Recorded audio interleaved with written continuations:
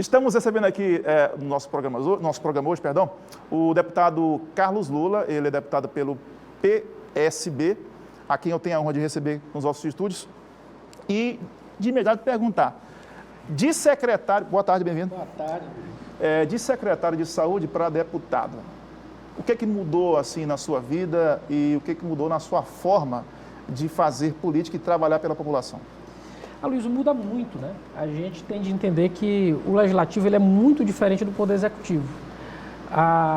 O dia a dia ele é diferente, no executivo a gente está concretizando ações, no legislativo a gente está pensando políticas públicas, fiscalizando, né?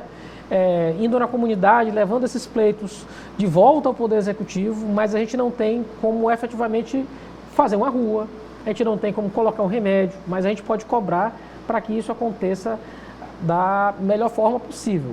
O que permanece igual é a nossa vontade de trabalhar. A gente continua trabalhando 24 horas por dia, que é a mesma força que a gente teve no período da pandemia, no período que passou como secretário de saúde, a gente tem agora no parlamento e trabalha de maneira ininterrupta para que a gente consiga levar resultado para a população.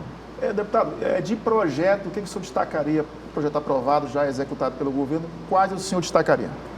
Aloysio, a gente tem projetos em todos os sentidos, eu diria. A gente tem muitas leis que já foram aprovadas, projetos que foram apresentados, mas leis aprovadas. Eu posso destacar, por exemplo, projeto para combater a hanseníase. A gente tem lei própria para isso, a gente não tinha política. Infelizmente, o Maranhão, ao lado do Brasil, a gente é um dos territórios que mais tem casos de hanseníase no mundo, né? Às vezes a gente não fala disso, então a gente propôs um projeto de lei para a gente estruturar essas políticas públicas de combate à hanseníase no Estado. Mas eu poderia te falar de políticas da primeira infância. A gente aprovou o Estatuto da Primeira Infância, para que as políticas públicas de saúde, de educação, de moradia, se dê com prioridade para a população na primeira infância. Então a gente vai cuidar aí quem tem de 0 a 6 anos. Isso tem que ser prioridade para a gente hoje, para a gente pensar de daqui a 20 anos ter uma geração melhor. Então, se a gente não pensar, é só tu falar, estava falando aqui, a gente não tem creche em São Luís. Creche tem que ser prioridade para a gente poder estar falando no futuro, de ter uma geração melhor que essa. E aí a gente tem projeto de lei aprovado nesse sentido. A gente atuou em muitas frentes. Saúde, educação e primeira infância, sobretudo, foram os 3 temas que a gente balizou nosso mandato, que a gente construiu ao longo desse primeiro semestre e que a gente vai continuar construindo ao longo do restante do mandato. Deputado, eu queria que o senhor avaliasse, até como secretário de saúde que o senhor foi, né, durante o governo Flávio Dino, a situação dos socorrões, né?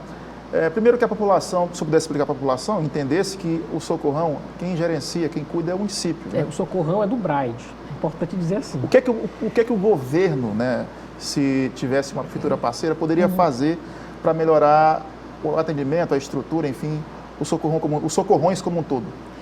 Então, é uma tristeza, eu diria até que uma indignidade. Assim, não tem como a gente permitir ou achar digno que alguém vai ser atendido no Socorrão 1, ou no Socorrão 2, ou no Hospital da Criança e vai achar que aquilo que se passa ali é normal. Não é. Aquilo ali é um absurdo. E, diga-se de passagem, São Luís sempre diz assim, não, mas só é desse jeito porque a gente atende os municípios do Estado. Mas a gente tem que dizer, os municípios pagam para isso. 150 cidades, existe 150 cidades do Maranhão pagam para o município de São Luís para receber esse paciente. De que forma, deputado? Por atendimento ou é feito um repasse? Isso é descontado mensalmente da fatura do SUS que os municípios teriam direito a receber. Então ele já destaca esse dinheiro e o dinheiro vai para São Luís. São Luís recebe de 150 cidades do estado para fazer atendimento para elas. Então não é desculpa. São Luís recebe dinheiro. Eu te dou um número, Aloysio, só para a gente entender como o problema é mais gestão do que falta de recurso. Quando eu saí da secretaria, a gente administrava ali por volta de 2 bilhões e um pouquinho para cuidar de todas as unidades do Estado. Hoje a gente está chegando a quase 100 unidades. 100. São Luís cuida de 5. Só 5 unidades? Sabe qual é o orçamento da saúde de São Luís? É 900 milhões, é quase metade. Então tem alguma coisa errada. Do valor para o Estado. Tem alguma coisa errada se com o dobro do orçamento de São Luís eu cuido de 100 unidades. E São Luís não consegue tomar conta do Socorrão 1, Socorrão 2, Hospital da Criança, Hospital da Mulher e as unidades mistas. tem alguma coisa errada quando a gente verifica isso. Bem, sim, esse dinheiro está indo para onde? Bem, eu não sei te dizer. Só sei que não é para cuidar das pessoas. Porque não fora o repasse que é feito. Não. Já é como um todo, né? Englobando tudo. É quase R$1 bilhão Sim. por ano para cuidar dessas unidades. Perfeito. E não consegue. Não consegue entregar saúde de qualidade. Se você for no Socorrão 1, no Socorrão 2 hoje, você não tem certeza nem se você vai ser alimentado. Você está doente. E você não sabe se vai receber a alimentação. Você está doente, não sabe se vai ter a medicação que você precisa. Aconteceu um curto na UTI, na unidade de terapia intensiva. De repente, apagou tudo. O pessoal não pode mais receber sangue, não pode receber transfusão. Então, assim, é inaceitável o que acontece hoje no Socorrão 1, no Socorrão 2 e no Hospital da Criança, a gente achar que é normal. Nunca morreu tanta gente nessas unidades. Nunca morreu tanta gente nessas unidades. Eu ia perguntar, do modo geral, né, o que o senhor faria se o senhor estivesse no lugar do atual gestor de São Luís, mas eu queria que o senhor me falasse se atesse apenas o Socorrão 1 e 2. O que o senhor faria de diferente nesses hospitais? O fundamental, Luiz, é entender que, primeiro, o Socorrão 2, ele precisa ser completamente reformado. Já era para ter saído dali. Tinha hospital para alugar, hospital privado, fechado, que o município poderia estar alugando para colocar temporariamente o Socorrão 2, enquanto se faz uma grande reforma lá. Aí fica se fazendo gambiarra, fica se fazendo coisinha arrumadinha. Ele mostra um corredor que ele reformou, diz, a grande reforma do Socorrão 2. Aí vai olhar a unidade e ela está acabada. Eu tive lá há poucas semanas fazendo entrega de sopão, de mingau para a população que está ali. Todo mundo saía da unidade e reclamava, dizia que estava sujo, que era um absurdo, que estava lá semanas esperando tratamento e não tinha. O Socorrão 1 da mesma forma. O Socorrão 1 não funciona mais ali, não tem capacidade. Como é que o senhor acha que resolveria o problema? Ele foi projetado na década de 70, só uma nova unidade. A gente precisa de um novo hospital. O senhor fala do 2, né? Do 2 e do 1 também. O 1 ele não funciona mais ali. A gente tem problema de fluxo para o trânsito, que é no centro da cidade. A gente tem problema de número de leitos, tanto é que mais de 100 leitos estão na Santa Casa, que a prefeitura aluga. Então o Socorrão 1 não dá mais conta, a gente precisa de novas unidades. Aquilo ali era para virar outro tipo de referência, mas a gente precisa de novos hospitais. E, infelizmente, o prefeito não teve coragem ou não teve capacidade e competência para fazer, porque era para entregar essas novas unidades para a população. A quem o senhor atribui esse tipo de situação? Porque, assim, não é uma coisa de agora, né? Mas por que o senhor atribui esse tipo de situação? As gestões passadas, todas elas erraram no tocante a isso? Ou o tempo mesmo que veio a degradar o hospital, enfim, a falta de investimento? Aloysio, a gente teve pouco investimento ao longo do tempo. Saúde é política que não é uma política de governo. É contínua, né? Ela tem que ser contínua, tem que ser política de Estado. Então, o que aconteceu ao longo do tempo? Durante muitos anos, a gente só teve essas unidades de porta de entrada. O governador Jackson Lago falava, a gente precisa de vários hospitais regionais. A gente tem hospital regional hoje. Eu inaugurei um hospital regional a cada 3 meses quando fui secretário de saúde. Se você for em Bacabal, em Chapadinha, em Santo Inês, em Imperatriz, em Presidente Dutra, em Coroatá, em Pinheiro, em Caxias e Timon, eu tenho unidade de referência do Estado. Eu tenho um hospital regional. Eu preciso que essa porta de entrada, agora imagine se não tivesse essas portas de entrada. Imagine a saúde de São Luís sem as UPAs. O que seria? Então o que aconteceu é que São Luís ficou parada no tempo. São Luís não melhorou a sua referência, não melhorou sua urgência e emergência, né? E aí a gente fica com aquela ladainha de sempre, a desculpa de sempre, não, mas eu não consigo fazer porque eu recebo paciente de outros municípios. Meu amigo, você recebe para isso. E muito dinheiro, não é pouco dinheiro. Deputado, o que o senhor diria? As perguntas aqui basicamente são relacionadas a exames de alta complexidade, né? A centros específicos. Como é que o senhor vê essa situação, a atual gestão de São Luís, que não trabalha nesse sentido, para tentar até desafogar? O senhor falou a questão das UPAs e das unidades hospitalares. Há uma insensibilidade. Saúde, ela não tem segredo. As políticas do SUS, elas são traçadas historicamente. E a gente tem um caminho para seguir. 70% dos problemas de saúde, ela se resolve, sabe onde? Não é no hospital. É na unidade básica perto de sua casa. Qual é o problema de São Luís? São Luís é a capital do Brasil que tem menor percentual de cobertura de unidade básica de saúde. Nem 40% da cidade tem UBS. Então você aí, perto da sua casa, você não vai procurar UBS porque não tem UBS perto da sua casa. E onde tem UBS, a UBS não funciona, não tem médico. Ou quando tem médico, não tem medicamento. E aí, o que é que você faz? Você vai para a UPA. Você corre para o socorrão. Você corre para algum lugar, porque você não vai morrer. Então, o primeiro ponto seria reformar toda a estrutura da atenção básica de São Luís, que é a pior do Brasil. A atenção básica de São Luís é a pior do Brasil.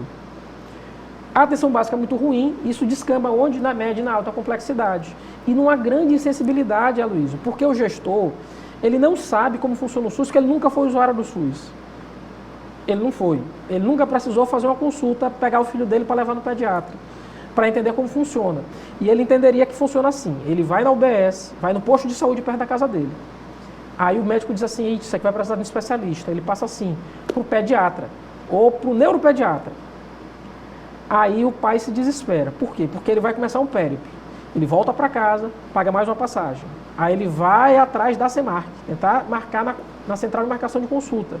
Chega lá e descobre que aquele não é o dia que tem consulta aberta para o neurologista. Aí ele volta para casa de novo. Aí ele vai na Semarc no dia marcado. Tem 50 pessoas na frente dele. E chegaram 3 horas da manhã para tentar marcar porque tem poucas vagas. Ele volta para casa de novo sem conseguir marcar. Ele vai ficar nesse ida e volta até conseguir marcar. No dia que ele consegue marcar, o médico falta. Ele vai ter que voltar esse caminho todo de novo. Ou seja, se funcionasse alguns centros... Se funcionasse, sabe como a gente faz isso? Botando a UBS perto de casa e fazendo uma coisa muito simples. Tu conhece um negócio chamado computador? Se botar esse sistema em rede. Agora, lá na UBS não tem nem computador, você faz receita no papel ainda. Na verdade, não tem nem gás, às vezes, não tem nem materiais Se você básicos. coloca computador em todas as UBSs, você faz o seu retorno ali na mesma hora. Funciona assim em várias capitais do Brasil, porque aqui em São Luís não pode funcionar. Então, assim, Aloysio, de fato, só muita insensibilidade ou muita incompetência. Ou a insensibilidade para não entender a dor de quem tem de enfrentar isso, ou a incompetência de não conseguir fazer. Porque em muitos locais do Brasil já funciona assim. Se você for em Aracaju, gente, é no Nordeste, não é nem para dizer que assim, é em São Paulo, é no Rio, é em Curitiba, não, em Aracaju é desse jeito. Por que que o Maranhão não consegue? Por que que São Luís não consegue? Então, assim, de fato, me parece que São Luís merece muito mais do que está sendo entregue a ela. Deputado, agora vamos falar um pouquinho do ano que vem. Ano que vem da eleição, né? O senhor é pré-candidato, está no PSB, o mesmo partido do deputado Duarte Júnior, que também é um pretenso pré-candidato a disputar a Prefeitura de São Luís ano que vem. Como é que está esse planejamento? O senhor vai concorrer pelo... Acho que é impossível, né? Pelo PSB. Ou qual seria o partido que teria aí a disponibilidade de proporcionar uma disputa de eleição majoritária? Luiz, a gente tem conversado muito, inclusive com o próprio Duarte, e a gente tem hoje muita maturidade de entender o quê? Primeiro, nós estamos no campo que é oposição ao prefeito de São Luís. A gente entende que a gestão de São Luís é insuficiente para a cidade, que São Luís merece muito mais. Merece mais entrega de educação, mais entrega de saúde, mais entrega de transporte público. Eu sei que o prefeito nunca andou de ônibus, mas quem tem de andar de ônibus tem que pegar transporte público todo dia em São Luís, atravessa assim, é quase uma guerra cotidiana. É muito ruim, é caro e é insuficiente. Então a gente, primeiro, tem essa maturidade de saber que a gente precisa estar unido na construção desse projeto. Mas que, eventualmente, a gente vai estar em locais opostos. A gente está no mesmo partido, o partido não pode ter 2 candidatos. Então, a gente tem convite de outras agremiações. A gente está conversando dentro do PSB, mas se não for possível no PSB, há convite de outras agremiações para a gente continuar disputando. E ano que vem está disputando e discutindo a cidade, que é mais importante. Tentei puxar aqui uma exclusiva aqui, né? No Grêmio. Mas, enfim, deputado, para finalizar, um recado aí aos seus eleitores, à população de São Luís, até porque estamos aí em um período difícil, né? O senhor bem colocou a questão da saúde, mas se nós formos falar aqui dos problemas de São Luís, infraestrutura, saneamento básico, né? Educação, o seu recado para essas pessoas? Aloysio, eu fico muito triste quando eu olho a cidade de onde eu nasci, a cidade que eu tanto amo, a cidade onde me tornei professor, formei minha família, olhar entregue a uma gestão que não tem capacidade para entregar resultado. a cidade. Se eu olho a educação, eu queria muito, se eu precisasse de escola pública para os meus filhos, que eles tivessem vaga na escola. Eu vejo mais de 2.000 crianças sem vaga na escola, sem vaga, sem oferta. A cidade de São Luís não consegue ofertar vaga aqui, apesar da gente ter um dos custos maiores por aluno do Brasil. Se eu for na saúde, eu queria muito que a saúde funcionasse, e a saúde não funciona. Se eu for para a parte de infraestrutura, não preciso nem dizer. Você está satisfeito aí, ou tem buraco no seu bairro, está uma tábua de pirulito aí perto de onde você mora, ou muitas vezes não tem sequer asfalto. Ou se você que usa transporte público está satisfeito com o ônibus que você pega, isso tudo que eu estou falando é culpa, sabe de quem? Do prefeito de sua cidade. Então, se você não está satisfeito com isso, eu acho que para o ano que vem é hora de pensar em novos ares. São Luís merece muito mais do que está sendo entregue, e Carlos Lula vai estar aí trabalhando para que a cidade consiga entregar concretamente coisas boas, coisas novas, coisas que funcionem. Inclusive, algo histórico, eu fiz solicitação para o governador Carlos Brandão, e eu acredito que ele possa atender, que é a reforma de algo simples, que foi até prometido pelo prefeito lá na época da eleição, mas ele esqueceu, que é a reforma do Mercado Central, algo histórico, simbólico, e eu acredito que o governador Carlos Brandão deva fazê-lo em breve. Perfeito. Então, eu conversei com o deputado Carlos Lula. Aqui eu agradeço a presença e a participação, e as portas estão abertas. Eu que agradeço. Eu vou para um rápido intervalo, logo mais eu volto com o terceiro bloco do nosso Linha de Frente nesta segunda-feira.